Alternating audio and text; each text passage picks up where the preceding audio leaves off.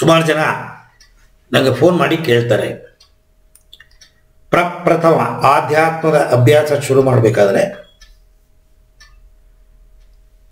ಮಂತ್ರ ದೀಕ್ಷೆ ಅಂತ ಕೊಡ್ತಾರೆ. ಆ ಮಂತ್ರ ದೀಕ್ಷೆನಲ್ಲಿ ಒಂದು ಮಂತ್ರ,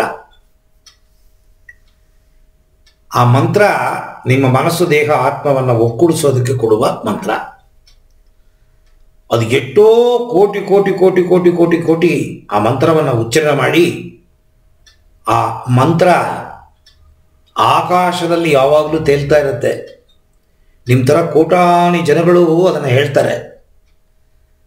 ಅದರ ವೈಬ್ರೇಷನ್ ನಿಮ್ಮನ್ನು ಕನೆಕ್ಟ್ ಮಾಡುತ್ತೆ ಡಿವೈನ್ ಪವರ್ ಜೊತೆಗೆ. ಅಷ್ಟು ಶಕ್ತಿ ಇದೆ ಮಂತ್ರಕ್ಕೆ. ಅದು ಏನು ಮಂತ್ರ ಬೇಕಾದ್ರೂ ಇರ್ಬೋದು, ನಮಃಶಿವಾಯ ಇರ್ಬೋದು, ನಾರಾಯಣ ಇರ್ಬೋದು, ದುರ್ಗೆ ಇರ್ಬೋದು. ಒಬ್ಬೊಬ್ಬ ಗುರು ಒಂದೊಂದು ಮಂತ್ರವನ್ನು ನಿಮಗೆ ಕೊಡ್ತಾರೆ. ಯಾವ ಕಾರಣದಿಂದನೂ ಮಂತ್ರವನ್ನು ಬೇರೆಯವರಿಗೆ ಹೇಳಂಗಿಲ್ಲ ನೀವು. ಒಂದು, ನೀವು ಗುರು ಆದಾಗ ಮಾತ್ರ ನಿಮಗೆ ಆ ಮಂತ್ರವನ್ನು ಬೇರೆಯವರಿಗೆ ಟ್ರಾನ್ಸ್ಫರ್ ಮಾಡೋದಕ್ಕೆ ಆಗುತ್ತೆ. ಎರಡನೇದು, ಇವಾಗ ನನ್ನ ಹತ್ರ ಬಂದ್ರಿ, ದೀಕ್ಷೆ ತಗೊಂಡ್ರಿ, ಕೃಷ್ಣಪ್ಪ, ರಾಮಪ್ಪ, ಗೋವಿಂದಪ್ಪ, ಇನ್ಯಾರೋ ಬಂದರು. ಇವರು ಈ ಪ್ರಸನ್ನ ಗುರೂಜಿ ಏನೂ ಇಲ್ಲ ಡಬ್ಬ. ಆ ಪ್ರಸನ್ನ ಇನ್ನೊಂದು ಗುರೂಜಿ ರಾಮಪ್ಪ ಗೋವಿಂದಪ್ಪ ತುಂಬ ಶ್ರೇಷ್ಠ ಅಂತ ಕಾಣುತ್ತಲ್ಲ, ಏನು ಅಷ್ಟೊಂದು ಗುಂಪಿದೆ, ಅವ್ರ ಹತ್ರ ಹೋಗ್ತೀರಿ, ಅವರೊಂದು ದೀಕ್ಷೆ ಕೊಡ್ತಾರೆ. ಅವರು ರಾಮ ಸುಬ್ಬ ಗೋವಿಂದ ಅವರೊಂದು ಮಂತ್ರ ಕೊಡ್ತಾರೆ.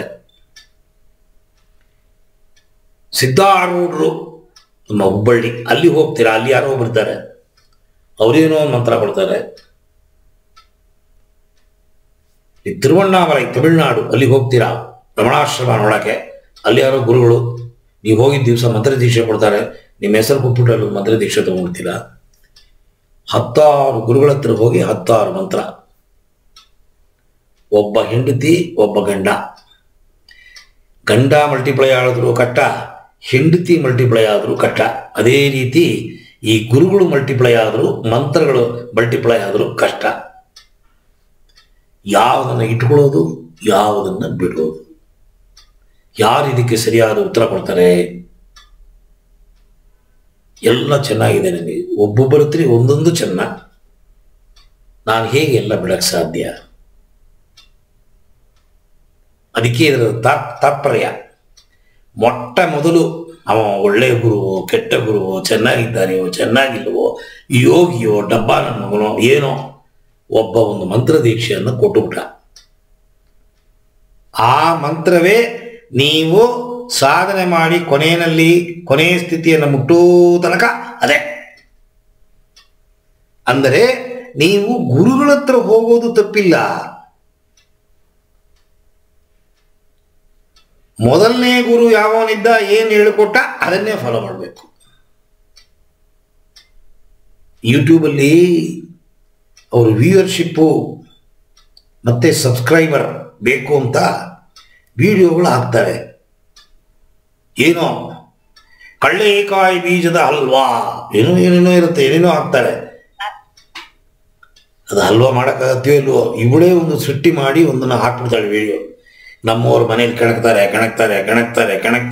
ಹಲ್ವಾನೂ ಬರಲ್ಲ, ಕಳ್ಳೆಕಾಯಿ ಬೀಜವೂ ಬರಲ್ಲ. ಆದರೆ ವ್ಯೂವರ್ಶಿಪ್ಪು ಬರುತ್ತೆ. ಅಟ್ರಾಕ್ಷನ್ ಆಗಿರುತ್ತೆ ಅದು ಹೆಡ್ಡಿಂಗು. ಆ ಹೆಡ್ಡಿಂಗಲ್ಲೇ ನಿಮ್ಮನ್ನು ಕನೆಕ್ಟ್ ಮಾಡ್ಬಿಡ್ತಾನ. ದರ್ಶನ್ 2ನೇ ಮದುವೆ, ಅಲ್ಲಿ ಯಾಕ್ತಾನೋ ಇಲ್ಲವೋ ಆ ಹೆಡ್ಡಿಂಗ್ ನೋಡ್ತೀರಾ, ದರ್ಶನ್ ಫ್ಯಾಮಿಲಿಯರು 2ನೇ ಮದುವೆ. ಅವ ಮಾಡ್ಕೊಂಡಿಲ್ಲೋ ಏನೂ ಇರಲ್ಲ, ಸುಮ್ಮನೆ ಇವರು ಅಟ್ರಾಕ್ಟ್ ಮಾಡಕ್ಕೆ ಹಂಗೆ ಹಾಕ್ಬಿಡ್ತಾರೆ.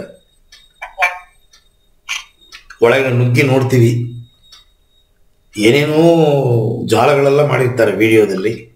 ಕೊನೆಗೆ ನೋಡಿದ್ರೆ ಏನೂ ಇಲ್ಲ, ಆನೆ ಹೂಸ್ಬಿಟ್ಟು ಅಂತಾರೆ ನೋಡಿ, ಆ ಥರ ಆಗೋಗುತ್ತೆ. ಅದರಿಂದ ಈ ಬಣ್ಣಕ್ಕೆಲ್ಲ ಬೆಳಬೇಡಿ. ಆದರೆ ವಿಚಾರಗಳನ್ನು ತಿಳ್ಕೋದು ತಪ್ಪಿಲ್ಲ. ನೀವು ಕಳ್ಳೆಕಾಯಿ ಹಲ್ವಾನು ಟ್ರೈ ಮಾಡಿ, ಹುಣಸೆಹಣ್ಣು ಹಲ್ವಾನು ಟ್ರೈ ಮಾಡಿ, ಬೇಡ ಅನ್ನಲ್ಲ. ಆದರೆ ನಿಮ್ಮ ಮನೇಲಿ ನಿಮ್ಮಮ್ಮ ಹೇಳಿಕೊಟ್ರು ನೋಡಿ, ಗೋಧಿ ಹಲ್ವಾ, ಅದನ್ನೇ ಮಾಡಿ, ಅದೇ ಶ್ರೇಷ್ಠ, ತಪ್ಪಿಲ್ಲದೆ ಬರುತ್ತೆ ಅದು. ಸೊ ಹಾಗೆ ಮೊದಲನೇ ಗುರುವೇ ನಿಮಗೆ ಕೊನೆ ಗುರು. ಅಂದರೆ ನೀವು ಹೋಗೋದು ತಪ್ಪಿಲ್ಲ, ವಿಚಾರಗಳು ತಿಳ್ಕೊಳ್ಳೋದು ತಪ್ಪಿಲ್ಲ. ಒಬ್ಬನ್ನೇ ಫಾಲೋ ಮಾಡಬೇಕು, ಒಂದನ್ನೇ ಫಾಲೋ ಮಾಡಬೇಕು.